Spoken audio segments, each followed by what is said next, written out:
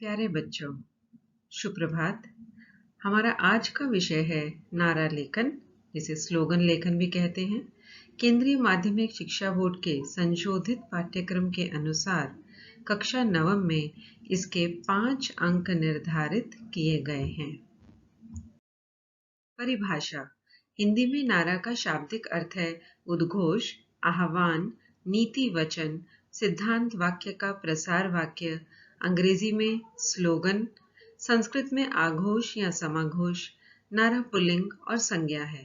वर्ध हिंदी शब्दकोश के अनुसार वह शब्द या शब्द समूह जो लोगों को प्रेरित या उत्तेजित करने के लिए जोर जोर से दोहराया जाता है, उसे नारा कहते हैं। जैसे आराम हराम है, भ्रष्टाचार बंद करो, थैला सार्थक, थैली निरर्थक आदि। इसी तरह एक ही संकल्प हमारा, प्लास्टिक हटाना लक्ष्य हमारा।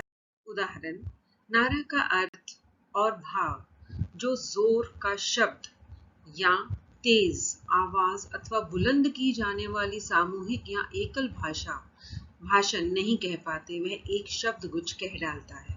हम भूल नहीं सकते अपने स्वतंत्रता आंदोलन को, जिसमें नारों का बहुत महत्व रहा। सुभाष चंद्र बोस ने कहा था, तुम मुझे खून दो, मैं तुम्हें आजादी दूंगा। महात्मा गांधी ने कहा, करो या मरो। लोकमान्य गंगाधर तिलक ने नारा दिया था, स्वतंत्रता हमारा जन्म सिद्ध अधिकार है। समय समय पर सामाजिक परिस्थितियों के अनुसार नारे गढ़ लिए जाते हैं। इसी तरह, तुम मुझे खून दो, मैं तुम्हें आजादी दूंगा, जय हिंद, जय जवान, जय किसान, अन्य कई नारे थे। इनका प्रयोग नारा धार रहित हथियार कहा जाता है, जिसमें धार नहीं होती। इसका जनमानस पर सीधा प्रभाव पड़ता है। ये तुरंत ही प्रचलन में आ जाते हैं। नारे शब्द मात्र नहीं होते, इनका संबंध देश काल परिस्थितियों से होता है। आवश्यकता आविष्कार की जननी है, इसी से नारों का जन्म होता है। नारों में शब्द शक्ति काम करती है। शब्द मानो अस्त्र शस्त्र हो जाते हैं, जो व्यक्ति की सोच पर प्रहार करते हैं। शब्दों का सही ढंग से इस्तेमाल किया जाए तो उनकी शक्ति परमाणु बम से बढ़कर नहीं होती। नारों में दिए शब्द यज्ञ में आहुति के समान होते हैं, जो जनमानस में नवीन चेतना का सृजन करने में सहायक होते हैं।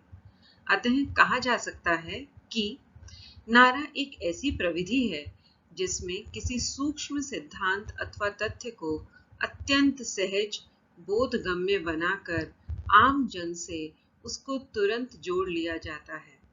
नारा एक तरह से आह्वान वाक्यांश होता है। विभिन्न विषयों से संबंधित समाज में किसी तथ्य की विशेषता स्थापित करता है। प्रेरणादायक शब्द गुच्छ ही नारा या स्लोगन कहा जाता है, अर्थात ऐसा शब्द गुच्छ या शब्दों का समूह जिससे दूसरों को प्रेरणा प्राप्त हो। आजकल के लिए जैसे मास्क लगाओ, कोरोना भगाओ। तो इस प्रकार से कई नारों का प्रयोग हम अपनी आम जिंदगी में भी करते हैं। देखिए 2 नारों के उदाहरण और उनकी विशेषताएं। तुम मुझे जल दो, मैं तुम्हें जीवन दूंगा। नमस्ते करिए, कोरोना से बचिए। तो विशेषताएं क्या हैं? संक्षिप्त होना चाहिए, अर्थात जो नारा हम लिख रहे हैं वह संक्षिप्त, शॉर्ट में, छोटा होना चाहिए। इसकी शब्द सीमा अधिकतम 10 से 15 शब्द होनी चाहिए। गंभीर अर्थ छिपा हो, शब्दों का चयन ऐसा हो कि उनमें गंभीर अर्थ छिपा हो। 1-2 पंक्तियों का हो सकता है। लय युक्त नारे जल्द ही जबान पर चढ़ जाते हैं, जैसे जल है तो कल है। अत्यंत सरल शब्द, लोकप्रिय प्रचलित शब्द हो, मतलब आम शब्दों का प्रयोग करना चाहिए जो सबके समझ में आए, जिन्हें सब आसानी से समझ सके। यह थी नारा लेखन की विशेषताएं। उदाहरण और हैं, बुझती जान बचाए रक्तदान। रक्तदान एक फर्ज है, यह हम सबका धर्म है। दान करे रक्त किसी का खो रहा वक्त। अब देखिए रक्त की महत्ता पर बनाए गए ये सभी नारे। अगले स्वच्छता के ऊपर हैं। स्वच्छता का दीप जलाएंगे, चारों ओर उजियाला फैलाएंगे। बापू का एक ही सपना, स्वच्छ और सुंदर हो भारत अपना। सब दानों में प्रधान, नेत्रदान महादान। जीवन का अमूल्य वरदान, नेत्रहीन को नेत्रदान। मरता है शरीर, अमर है आत्मा, नेत्रदान से मिलता है स्वयं परमात्मा। तो इस प्रकार आप देखें, सब में तुकांत शब्दों का प्रयोग है, लय है, राइमिंग है सब में। अभ्यास के लिए अब आप बताएंगे हमें बेटी बचाओ। बेटी बचाओ के लिए किस तरह का शब्दों का चयन हो कि एक अच्छा नारा बने।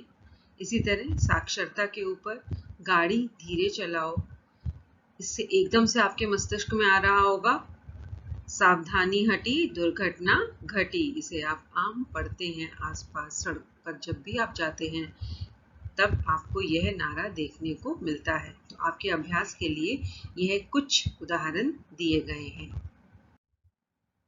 धन्यवाद। स्वस्थ रहें, सुरक्षित रहें। आशा है आप सबको नारा लेखन समझ आ गया होगा। आप इसका जितना अभ्यास करेंगे उतना ही यह आपको स्पष्ट होगा। धन्यवाद।